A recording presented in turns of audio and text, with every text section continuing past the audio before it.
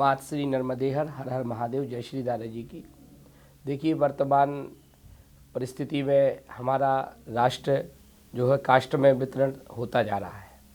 तो इस समय सबसे ज़्यादा ज़रूरत अगर किसी सामाजिक व्यवस्था को देखा जाए भौतिकवाद व्यवस्था में, तो मेरा तो यही मानना है व्यक्तिगत रूप से कि अब हिंदुत्व के लिए, राष्ट्र के लिए कास्ट में वितरण ना होवे। अब तो सिर्फ राष्ट्र और राष्ट्र की ही बात होना चाहिए।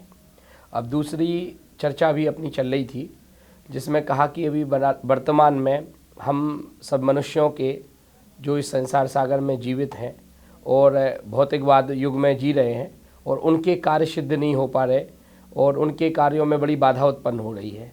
तो इसके पीछे कहीं ना कहीं वह कारण है जिस पर चिंतन होने की परम आवश्यकता है।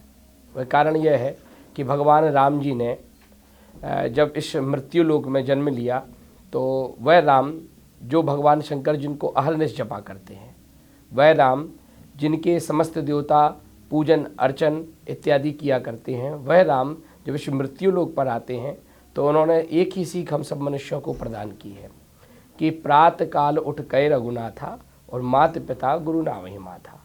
अर्थात कहने का अर्थ ये है, रामचरितमानस में बाबा संकेत देते हैं पूर्ण रूप से कि प्रातः काल उठ करके अपने माता पिता और गुरु के श्री चरणों में सिर नवाना है। तो जो मनुष्य ऐसा करे, प्रातः काल उठ करके माता पिता और गुरु के श्री चरणों में सिर नवाएगा, तो निश्चित रूप से जो बालक या बालिका जो विद्यार्थी है वह भी यदि ये कार्य करेगा तो निश्चित रूप से उसके लिए विद्या की प्राप्ति होना शुरू हो जाएगी और अल्पकाल में ही सारी विद्याएं उसको ग्रहण हो जाएंगी।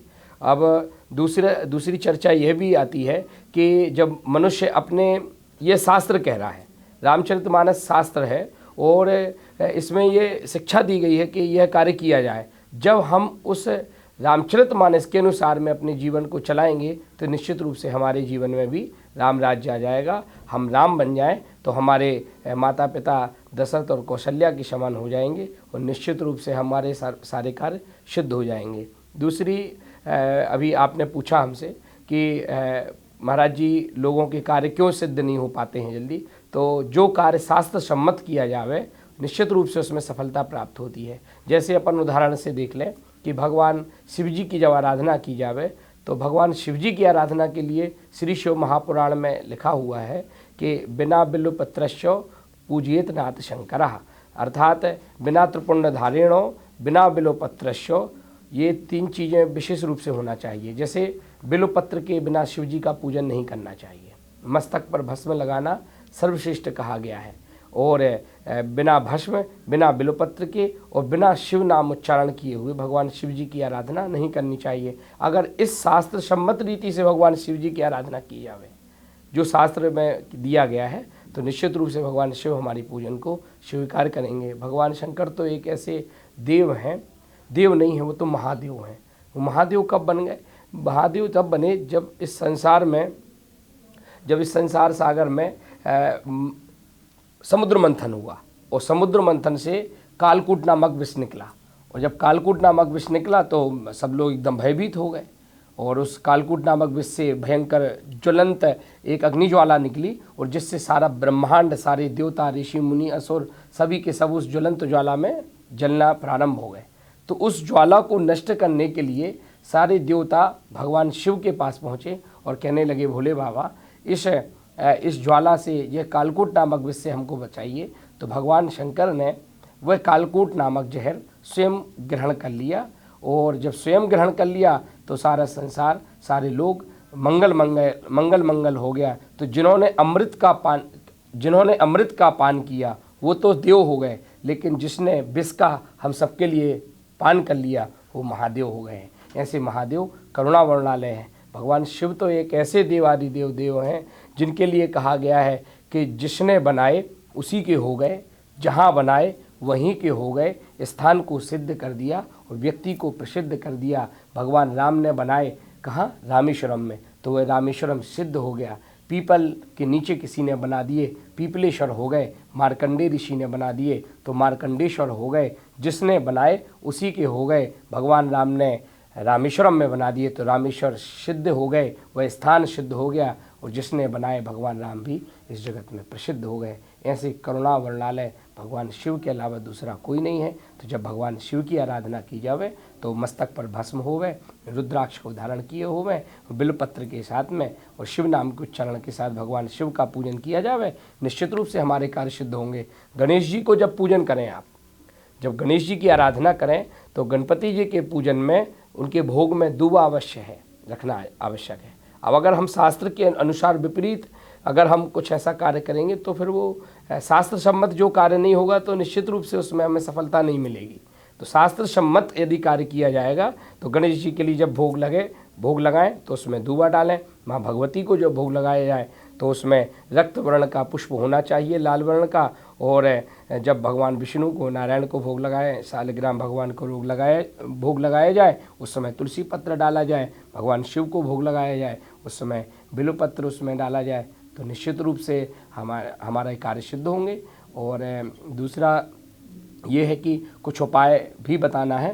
तो जैसे भगवान, जिसे किसी बच्चे के लिए, किसी बालक के लिए बुद्धि प्रखर न होवे, तो श्री शिव महापुराण में आया है कि शुद्ध वेद लक्षणा गाय का दूध होवे और उस दूध में मिश्री को घोल लिया जावे। जिस बालक या बालिका की बुद्धि प्रखर नहीं है वह बालक बालिका दूध में, वेद लक्षणा गाय के दूध में मिश्री घोले और उस मिश्री युक्त दुग्ध से भगवान शिव जी का अभिषेक करें। यदि किसी ब्राह्मण की उपस्थिति हो जावे तो अति उत्तम है। रुद्र सूक्त के साथ में भगवान शिव जी का अभिषेक किया जावे, नहीं तो नमः शिवाय, नमः शिवाय, नमः शिवाय कहते हुए इस महामंत्र से भगवान शिव का अभिषेक किया जावे। शहद, भगवान शिव जी के ऊपर शहद का अभिषेक किया जावे। तो उसमें आया है मधुवातो ऋतायते, शुक्ल यजुर्वेद में मंत्र है कि मधुवाता ऋतायते मधुचरन्ति सिंधवः, अर्थात कहने का अर्थ ये है कि ये मधु से स्नान करने से सारे रोग नाश हो जाते हैं। भगवान शिव जी को जो मधु से स्नान कराता है उसके सारे रोग नष्ट हो जाते हैं। गन्ने के रस से स्नान कराने से, सर्करोदक स्नान कराने से धन की प्राप्ति होती है। मठा से अभिषेक कराओ, भगवान शिव जी का दही को मथ करके, उसका वेद लक्षणा गाय का दही हो और उस दही को मथ करके जो मठा बने, छाछ जिसको कहते हैं, तो उससे भी अभिषेक करने से सारे रोग नष्ट हो जाते हैं। ऐसे नाना प्रकार के उपाय, ये जो हमने आपको उपाय बताए हैं ये शास्त्र सम्मत है, ये किसी के द्वारा बनाए हुए या बोले हुए नहीं है, ये शास्त्रों में वर्णित है, श्री शिव महापुराण में वर्णित हैं। ऐसे अनेकों उपाय श्री शिव महापुराण में और आगम निगम में वर्णित हैं जो हमने आपको बताया है। निश्चित रूप से भगवान शिव की आराधना करें।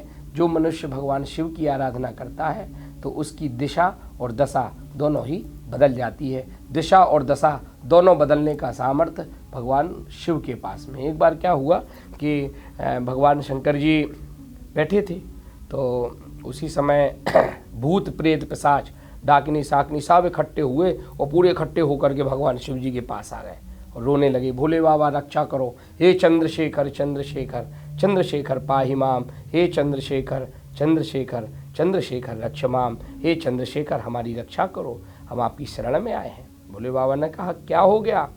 भूतों ने प्रेतों ने कहा कि भोले बाबा इस जगत के लोग हमको इस संसार में नहीं रहने देते, इस जगत के लोग हमको इस संसार में नहीं रहने देते। बोले क्यों? अगर किसी के यहाँ हम चले जाएं तो किसी के घर में, किसी के मकान में, किसी भूमि पर कहीं पे पहुंच जाए तो तांत्रिकों को बुला करके कोई शीशी में बंद कर दे, कोई मटके में बंद कर दे, कोई समुद्र में फेंक दे, कोई ज़मीन में गड़ा दे।